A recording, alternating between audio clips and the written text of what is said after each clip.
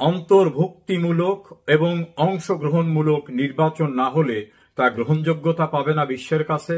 আর বিশ্বের কাছে গ্রহণযোগ্যতা শুধু নয়, দেশের ভিতর গ্রহণযোগ্যতা না পেলে দেশের উন্নয়ন, গণতন্ত্রকে স্থিতিশীল রাখা এবং অগ্রযাত্রা এটা বাস্তবে সম্ভব হবে না। সেই ক্ষেত্রে নতুন করে আরেকটি বিষয় সংযোজিত হয়েছে, সেটা নিয়ে আজ আপনাদের সঙ্গে আলাপ করতে চাই। মার্কিন রিপাবলিকান পার্টিতে পরামর্শদাতা প্রভাবশালী প্রতিষ্ঠান আমেরিকান এন্টারপ্রাইজ ইনস্টিটিউটের সিনিয়র ফেলো এবং মিডল ইস্ট ফোরামের নীতি বিশ্লেষণ পরিচালক মাইকেল রুবিন অনেকের কাছে পরিচিত। মাইকেল রুবিন আমাদের যারা একটু রাজনৈতিক সচেতন তাদের সবার কাছে পরিচিত একটি নাম। তিনি সম্প্রতি তার ফার্স্ট পোস্টে তিনি কিছু কথা বলেছেন, তিনি পরামর্শ দিয়েছেন বর্তমান মার্কিন সরকারকে। তিনি বলছেন যেটা, আমরা সেটা নিয়ে একটু আলোচনা করছি। তিনি প্রেসিডেন্ট ডোনাল্ড ট্রাম্প এবং পররাষ্ট্রমন্ত্রী মার্কো রুবিকে সতর্ক করে দিয়েছেন তাদের উচিত নয় বাইডেন প্রশাসনের বাংলাদেশ বিষয়ক নীতি পুনরায় অনুসরণ করা। অর্থাৎ বাইডেন যে কাজটি করে গেছিল সেই নীতি বাংলাদেশে অনুসরণ করা ঠিক হবে না। রুবিনের বিশ্লেষণে বলা হয়েছে বাংলাদেশের রাজনৈতিক ও সামাজিক পরিস্থিতির গুরুতর সংকটের দিকে ধাবিত হচ্ছে, যা আঞ্চলিক স্থিতিশীলতার জন্য বড় হুমকি হয়ে দাঁড়িয়েছে। ফার্স্ট পোস্টে লিখিত একটি প্রতিবেদনে রুবিন বলেছেন, 1 বছরের বেশি আগে বাংলাদেশের নির্বাচিত প্রধানমন্ত্রী শেখ হাসিনাকে শিক্ষার্থী আন্দোলনে বিক্ষোভের মাধ্যমে অপসারণ করা হয়েছে। শেখ হাসিনার সমালোচকরা অভিযোগ করেন যে তিনি এবং তার পরিবার সরকারি প্রতিষ্ঠানগুলোকে নিজেদের গৌরব ও ক্ষমতা প্রদর্শনের জন্য ব্যবহার করেছেন, নির্বাচনে হস্তক্ষেপ করেছেন এবং সরকারি প্রকল্পে অনিয়ম দুর্নীতির অভিযোগ এসেছে।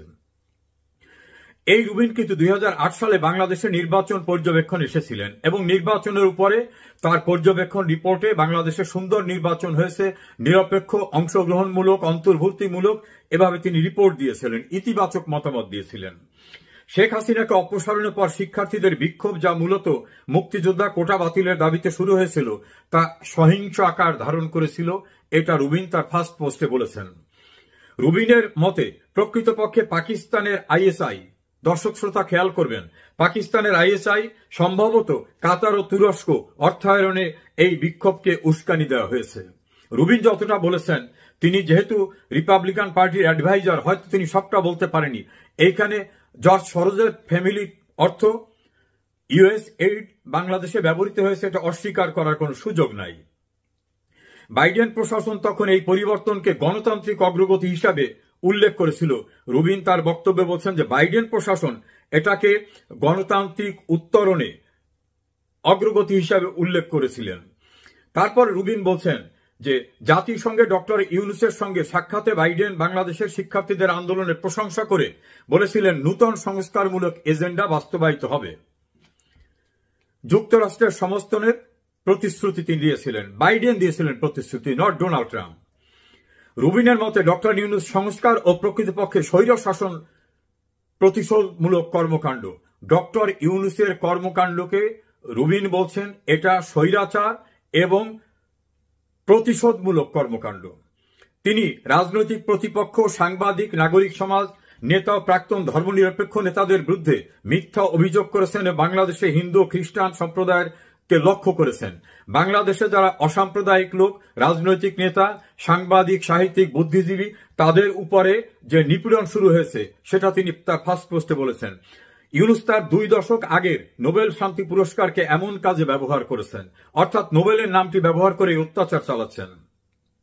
যেভাবে ইয়ামেনি মুসলিম ব্রাদারহুডের তাওয়াক্কাল কারমান তার পুরস্কার ব্যবহার করেছিলেন ব্যক্তিগত এবং রাজনৈতিক এজেন্ডা হিসাবে, সেটা রুবিন মনে করিয়ে দিয়েছেন। তিনি উল্লেখ করেছেন ট্রাম্প যদি বাংলাদেশের সম্পর্কে একই ভুল নীতি চালিয়ে যান তাহলে এটি আঞ্চলিক নিরাপত্তার জন্য জিমি কার্টারের ইরান নীতির মতো ভুল হবে এবং দীর্ঘমেয়াদী ফল ভোগ করতে হবে।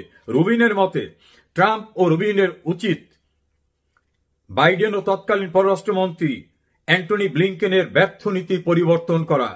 তাদের উচিত প্রকৃত ঘটনা যেমন তা স্বীকার করা, ইউনূসের বিরুদ্ধে তার দায়িত্ব, সাংবাদিক, প্রাক্তন আইন প্রণেতা, নাগরিক সমাজ নেতাদের নিপীড়নের জন্য নিষেধাজ্ঞা আরোপ করা। অর্থাৎ ইউনূসের বিরুদ্ধে নিষেধাজ্ঞা আরোপ করার কথা রুবিন মার্কিন প্রেসিডেন্ট ডোনাল্ড ট্রাম্প এবং তার পররাষ্ট্রমন্ত্রীকে পরামর্শ দিয়েছেন। মনে রাখবেন, এই রুবিনই কিন্তু তাদের পরামর্শদাতা প্রতিষ্ঠানের সিনিয়র ফেলো। তিনি আরো বলেছেন, যুক্তরাষ্ট্রকে বাংলাদেশের ধর্মীয় স্বাধীনতার পর্যবেক্ষণ তালিকায় রাখতে হবে, জামাত ইসলামীকে সন্ত্রাসী সংস্থা হিসাবে ঘোষণা করতে হবে, আসল নেতৃত্ব হিসাবে, ভেরি ইম্পর্ট্যান্ট, আসল নেতৃত্ব হিসাবে শেখ হাসিনাকে স্বীকৃতি দিতে হবে যতক্ষণ সুষ্ঠু নির্বাচন অনুষ্ঠিত না হয়। রুবিন সতর্ক করেছেন, অন্যথায় দীর্ঘমেয়াদে ধর্মীয় স্বাধীনতা, গণতন্ত্র ক্ষতিগ্রস্ত হবে এবং আঞ্চলিক স্থিতিশীলতা বিপন্ন হবে। কদিন পূর্বে জাতিসংঘ পরিষ্কারভাবে বলছেন, তারা অংশগ্রহণমূলক, অন্তর্ভুক্তি এবং অংশগ্রহণমূলক নির্বাচন দেখতে চান। প্রতিবেশী রাষ্ট্র পরিষ্কারভাবে বলেছেন, তারা অংশগ্রহণমূলক, অন্তর্ভুক্তিমূলক নির্বাচন দেখতে চান। বাংলাদেশের যারা মুক্ত চিন্তায় বিশ্বাস করেন তারাও সেটা বলেছেন, অধিকাংশ রাজনৈতিক দলও সেটা বলেছেন। এইরূপ পরিস্থিতিতে বিশ্বকে বাদ দিয়ে, বিশ্ব মতামতকে বাদ দিয়ে, উন্নয়ন সহযোগীদের মতামতকে বাদ দিয়ে, অর্থাৎ অংশগ্রহণমূলক, অন্তর্ভুক্তিমূলক নির্বাচনের বাইরে গিয়ে বানরের পিঠা ভাগ করার মতো ভাগযোগ করলে নির্বাচন হবে? অধিকাংশ বিশ্লেষকদের ধারণা, এভাবে বাংলাদেশের নির্বাচন করা সম্ভব না। যদিও করে, সেই নির্বাচনের চেহারা হবে জিয়াউর রহমানের হ্যানা ভোট, বেগম খালেদা জিয়ার 1996 সালের 15 ফেব্রুয়ারির ভোট, এবং আরো যে সকল বিতর্কিত নির্বাচন আছে সে জাতীয়। সেক্ষেত্রে করণীয় কি? যদি সত্যিই বাংলাদেশে রাজনৈতিক স্থিতিশীলতা, উন্নয়ন, অগ্রযাত্রাকে ফিরিয়ে আনতে হয়, রেস্টোর করতে হয়, ধর্মীয় স্বাধীনতা এটাকে যদি আনতে হয়, তাহলে রুবিনের মতামত যেটা, আমি বলবো সেটাই যথার্থ। শেখ হাসিনাকে প্রকৃত নেতৃত্ব হিসাবে স্বীকার করা এবং ইউনূসের বিরুদ্ধে নিষেধাজ্ঞা দেওয়া, আর অন্তর্ভুক্তি এবং অংশগ্রহণমূলক নির্বাচনের প্রক্রিয়ায় এগোতে হবে। বর্তমানে যে সরকার আছেন তার নির্বাচনের আয়োজন করার কোনো ম্যান্ডেট নাই, কারণ এই সরকার আনকনস্টিটিউশনাল, অসাংবিধানিক, অবৈধ। কারণ বর্তমানে বাংলাদেশের সংবিধান বলবৎ আছে, এই সংবিধানে এ জাতীয় কোনো সরকারের অস্তিত্ব নাই। আর সংবিধানের 7 সর্বোচ্চ অনুচ্ছেদ, 7-2, 7-1 এবং 7-A, সেখানে পরিষ্কারভাবে বলা হয়েছে সংবিধানের বিধিবিধানের বাইরে গিয়ে কোনো আইন করা যাবে না, অর্থাৎ কোনো ব্যবস্থা নেওয়া যাবে না। তো সংবিধানে যে নামটি নাই প্রধান উপদেষ্টা, সেই প্রধান উপদেষ্টা কিভাবে বলে এই সংবিধানের ভিতরে আমি সবকিছু করব? এই সংবিধানই তো তাকে গ্রহণ করে না, বাবাই তো সন্তান স্বীকার করে না, সংবিধানই তো ওই নাম নাই, সংবিধানে তো জাতীয় সরকারের কথাই নাই। Article 57, article 123, article 1393, article 48, article 7, কোন জায়গায় এই জাতীয় সরকার নামক বিষয় নাই। বাংলাদেশের লিগাল, ইলেক্টেড, রিপ্রেজেন্টেটিভ এবং এক্সিকিউটিভ অথরিটি, যেটা রুবিন বলেছেন, আমিও সেটা বলি, সেটা শেখ হাসিনা। তাকে প্রকৃত নেতা স্বীকার করে প্রয়োজন বোধে মধ্যবর্তী, অন্তর্বর্তীকালীন নির্বাচনের আয়োজন করতে হবে। সে আয়োজন নিরপেক্ষ নির্বাচন কমিশন করবে। প্রয়োজনে আরো যদি কিছু সংযোজন করে সেই নির্বাচনকে আরো গ্রহণযোগ্য করার দরকার হয়, সেটাও করা যাবে।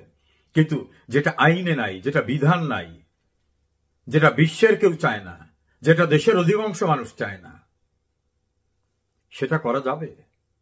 কনক্লুশনে তো এরকমই বলা যায়, শেখ হাসিনা এবং আওয়ামী লীগকে বাদ দিয়ে বাংলাদেশের প্রকৃতপক্ষে কোনো নির্বাচন, অন্তর্ভুক্তি এবং অংশগ্রহণমূলক নির্বাচন আদৌ সম্ভব না।